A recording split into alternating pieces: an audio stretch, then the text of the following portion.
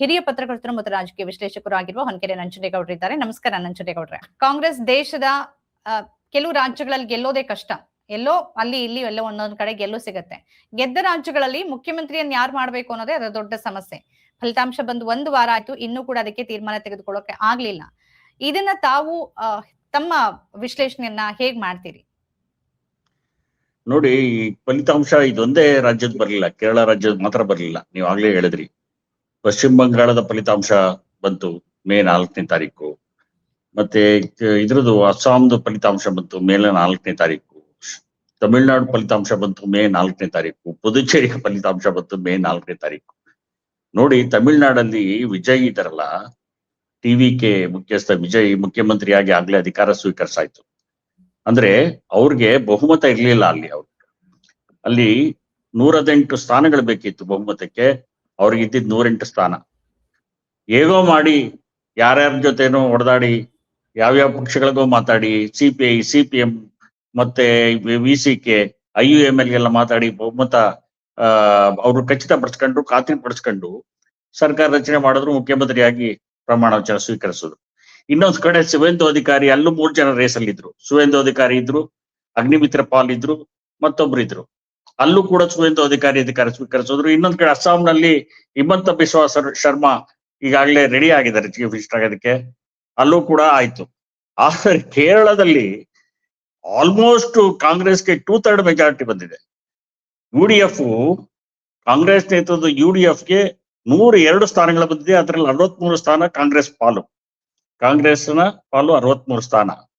ಆ 63 ಸ್ಥಾನ ಕೊಟ್ಟಿದ್ರು ಕೂಡ 22 IUML, 7 ಕೇರಳ ಕಾಂಗ್ರೆಸ್ ಪಕ್ಷದ್ದು. ಒಟ್ಟು 102 ಸ್ಥಾನಗಳಿವೆ 140ರಲ್ಲಿ. ಆಲ್ಮೋಸ್ಟ್ 2/3 ಮೆಜಾರಿಟಿ ಇದೆ. ಆದ್ರೆ 4ನೇ ತಾರೀಕಿಂದ ಇವತ್ತು 11ನೇ ತಾರೀಕು, ಇಷ್ಟು ದಿವಸ ಆದ್ರೂ ಅಲ್ಲಿ ಮುಖ್ಯಮಂತ್ರಿನ ಆಯ್ಕೆ ಮಾಡೋದಕ್ಕೆ ಕಾಂಗ್ರೆಸ್ ಹೈಕಮಾಂಡ್ ತಿರುಗಾಡ್ತಿದೆ, ಕಾಂಗ್ರೆಸ್ ನಾಯಕರು ತಿರುಗಾಡ್ತಿದ್ದಾರೆ. ಯಾಕೆ ಅಂತ ಹೇಳಿದ್ರೆ ಅಲ್ಲಿ ಸಿಕ್ಕಾಪಟ್ಟೆ CM ರೇಸ್ಗೆ ಜಿದ್ದಾಜಿದ್ದಿ ನಡೀತಾ ಇದೆ. ಒಂದು ಕಡೆ KC ವೇಣುಗೋಪಾಲ್ ತಾನಾಗ್ಬೇಕು ಅಂತ ಹೇಳ್ತಾ ಇದ್ದಾರೆ, ಇನ್ನೊಂದ್ ಕಡೆ ರಮೇಶ್ ಚೆನ್ನಿತಾಲ್ ಕೇಳ್ತಿದ್ದಾರೆ, ಇನ್ನೊಂದ್ ಕಡೆ ಇವು ನಮ್ಮ VD ಸತೀಶನ್ ಕೇಳ್ತಾ ಇದ್ದಾರೆ. ಇವ್ರು 3 ಜನದ ಜೊತೆಗೆ K ಸುಧಾಕರ್ ಅಂತ ಕಾಂಗ್ರೆಸ್ ಚೀಫ್ ಇದ್ದಾರೆ, ಅವ್ರು ಕೇಳ್ತಾ ಇದ್ದಾರೆ.